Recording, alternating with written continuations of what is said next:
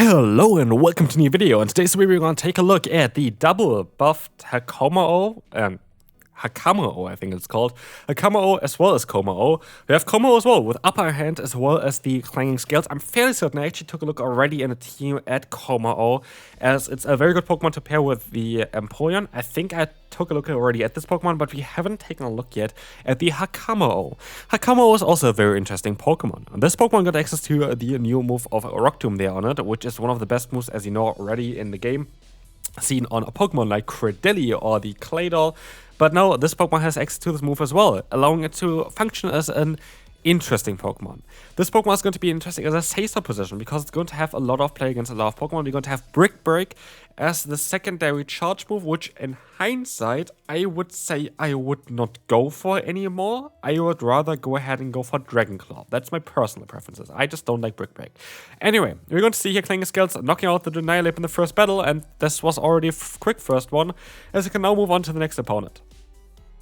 What we see here is going to be the Dusknoir. That's not going to be a great matchup. I decided to go for one fast move first with my Dedenne, and we see already what actually happened way more often than I expected is that I faced up against WickedTuff together with the Dusknoir with this team, which is just very tough. I am coaching at the same time as well, someone who is actually now currently in my similar ELO range that I am, a little bit lower than mine, but I'm just having all of the battles up here right now that they did, and there has not been a single Pokemon like the WickedTuff in the bag of any of the teams for, yeah, the last 50 plus battles. So I encountered this, I think, 2 or 3 times actually that I got completely hardwalled with my Sacer with a WickedTuff in just a battle. It is what I mean with that. Before, like, people have been like, oh, algorithm or whatever. That's not what I mean with that. What I mean with that is it's not showcasing most likely accurately on how this Sacer of Hakamo-o is going to perform over a long period of time. This is a thing as well, which you're always going to have as an issue for teams. We're just not going to have, because we don't have unlimited battles as well, and we're just lucked to like 5 battles a day, or like 5 sets a day. You're not going to have like I don't know, like, you're not going to be able to showcase the perfect performance of a team because you would need to test it for most likely 2-3 days in order to actually showcase on where the team is perfectly running or not. Just generally, I think that, again, WickedTuff can be a bit of an issue, but here, look, we're able to overcome it and at least get a draw there, which honestly I'm super happy with. This is an accident, and this is, by the way, an issue here from the game itself. I actually did queue up for the Great League here. What we see against us is a team from the other cup, the what's called Fantasy Cup, which I haven't taken a look at yet, and I won't, I think, on this channel at all. Maybe I should have done like one video or something, I don't know. But basically, this is going to be awkward because this is a Fantasy Cup team, and the issue is, what happened is I queued up first for the Fantasy Cup, then I left the queue because I was like, oh shit, wrong team. Like, I accidentally built a team that's also eligible for that cup, and then still queued up in the Great League and still got like a battle against someone in that other cup, which is so silly because I was looking for a Great League battle. I did not queue up against someone in this meta, and I still got queued up in the Great League with a different meta basically, which is just so, I don't know, it's a bit silly. But let's move on here to the next opponent, which is, I think, Tomahawk UK here, which of course is someone I casted with as well in Frankfurt, so shouts to you. And again, why the hell is there a Dusknoir plus a WickedTuff team going around right now?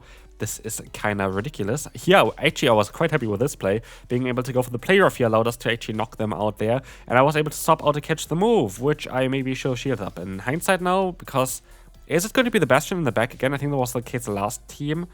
I don't know. Actually, at this point, they stay in, so it might have been the Bastion in the back. Is that actually like a team right now? It's a Blaster this time around, so it's similar. It's very similar to that. Still, don't like that. Don't do that, please. Don't do that to me. That's not a great, not a great thing for me here. I think actually if I played a little bit differently though, I would have actually had a chance here still winning. So yeah, of course, unfortunate that I encounter again yet another WickedTuff. This is the thing as well, WickedTuff is the only real charmer in this meta. If you go up against it, it's just going to be tough. Other fairy type Pokemon are actually quite alright. Against Azu, it's also a bit tough, but against something like a 9-hit, I still have Rock Tomb, which does super effective damage. So, yep, we just don't have a chance, honestly. Like, there was not a lot that I can do here. Still made it close, honestly, for that. I'm happy. Let's move on to the next opponent. And that's the thing as well. I want to give you here an honest review so far towards this Pokemon. Because I don't want you to go ahead and be like, yeah, Kommo-o, I need to build this Pokemon immediately. It's the best Pokemon ever. I just want to try it out. I want to try it out because I thought, like, maybe it has some potential. I could see that this team is not the ideal way of playing it, by the way. What I could see is that Hakamo-o might be a little bit better suited for actually elite role, because what he can do is he can kind of use the Rock Tomb more to your advantage there. Swapping out here as it says up, it's definitely going to get out the Pokemon they don't want to face with your Kommo-o, which is in certain situations really, really cool. Like this one here, for example. I am going to be able to go for a charge move here straight away against the Blastoise. I was able to get rid of the answer to mine, even though it wasn't really a big answer there anyway. But generally, it was kind of nice there because I was able to do something with it.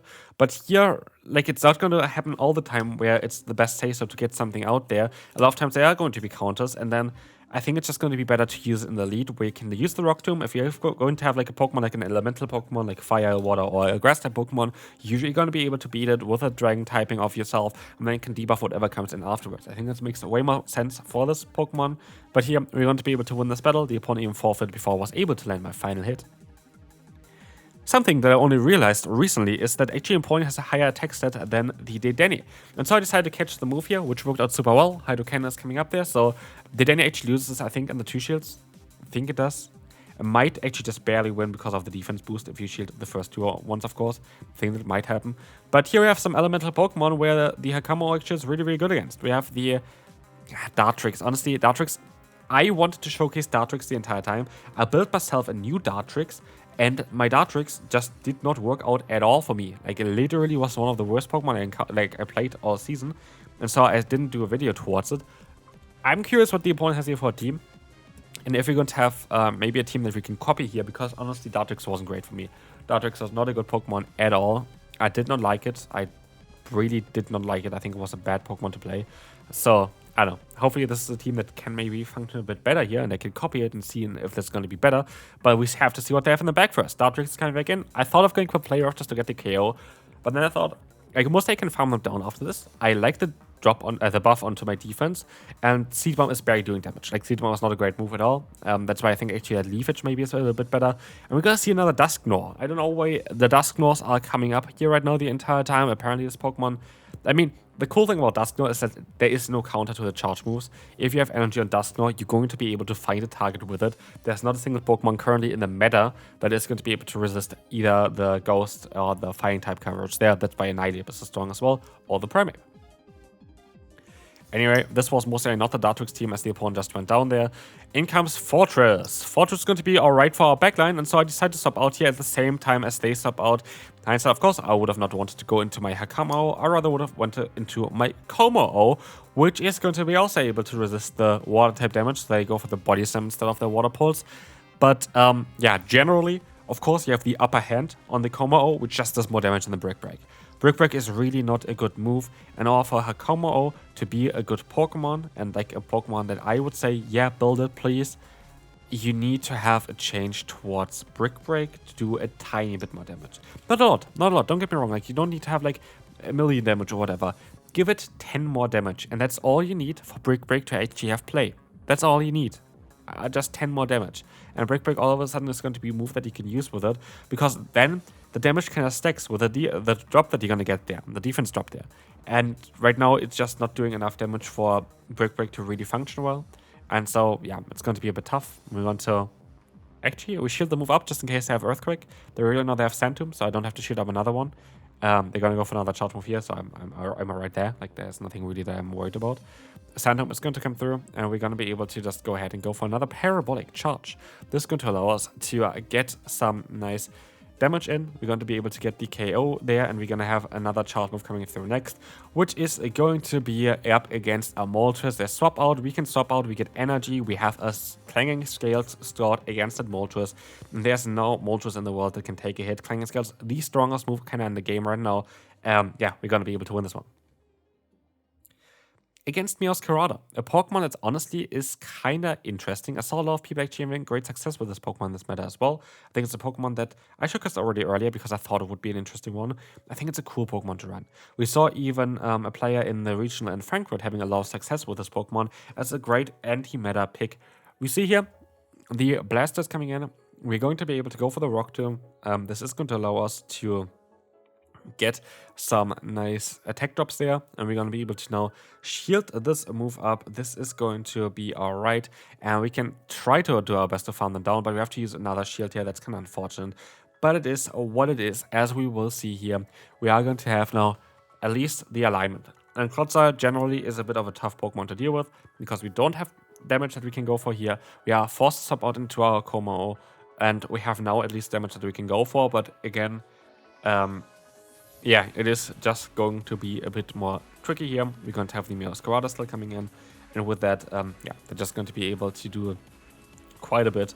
We can try our best. We're going to be able to go ahead and go for the upper hand, get the KO here against the Meowscarada, but we just don't have the damage anymore against the opponent's other Pokemon there as well. As well as they're going to be, I think we're able to catch a Night Slash here. We are. But we don't have the damage output against the Klotzer anymore. I'm going to try my best here to go for a Parabolic Charge. They actually even catch that, which is crazy.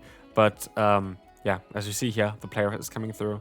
This is going to allow us to do some solid damage there. This is going to be great, but it's not going to be enough. It's just not going to be enough. I don't have the damage output with my other two Pokemon. Honestly, like I feel like for Kommo-o as well, and Hakamo-o especially, like the Dragon Tail change is more of a nerf than a buff. Absolutely not.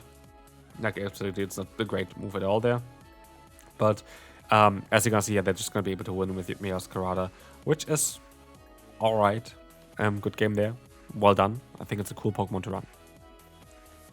Scissor is a Pokemon that yeah, has a lot of pressure, but the charge moves are all resistant on our backline. What I said here as well, like I encountered, that's the third Wigglytuff. Like I have not seen that many Wigglytuffs at all before. Which again, I'm not saying, oh my god, algorithm or anything, and that's not nonsense. I'm just saying it doesn't showcase the direct play of this Pokemon in the meta. Like I can showcase you a Pokemon, but if it gets hardwalled every single time I try to play it, then it's just not showcasing the Pokemon itself correctly, is it? So yeah, but still, of course, I want to be honest with you, and I want to show you that as well. And it's all that I can do here. Like, and generally, I don't think Hakamo-o is currently a very good Pokemon. I don't think it is. I personally don't really would recommend you to build it. I think Kommo-o is a good Pokemon to run. I think it's a good Pokemon to have. You have a lot of play there as well. But as we will see here, Kommo-o is also going to have the issues that it's quite squishy. And with that, we're going to sadly lose this battle here. We can move on to the final one for today. We are going to have a great lead here and Charjabug coming in. This is where Hakamo-o can shine. All the charge moves of Charjabug are going to be resisted. Extra resisted, Volt Switch resisted, we have the Discharge resisted, we have Crunch resisted, so it's a perfect matchup for us. So, what can Hakamo-o do in this matchup? It does win the matchup, don't get me wrong. We have a super effective charge move here, like what do you expect? Hakamo-o, of course, gonna win this matchup. We would be even able to win this matchup without using a shield here, if the opponent only uses one shield. But if they would use two shields, they actually would have been able to realign themselves here, which is kind of awkward. Of course, like, yeah, if I don't use my shields here, I would lose this matchup. And so I'm forced to actually use another shield.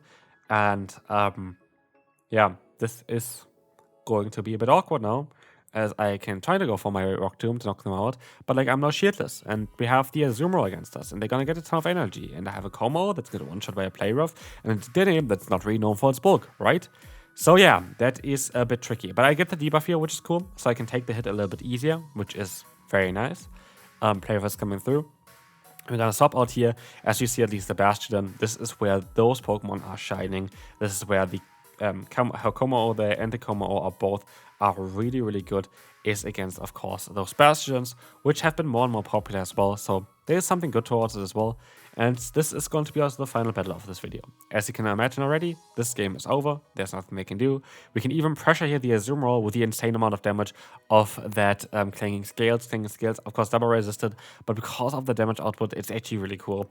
Show went for upper hand here. Absolutely, fully aware at this time as well. But I knew already that I would knock them out anyway with the Dedenne, so I wasn't too afraid of anything. By me staying in and going for the move as well, I allow myself to guarantee the next charge move to get this one off without any lag or whatever. And so yeah, we're gonna win this final battle. Hopefully you enjoyed it. If you did, feel free to leave a like, and I will see you then. Bye bye.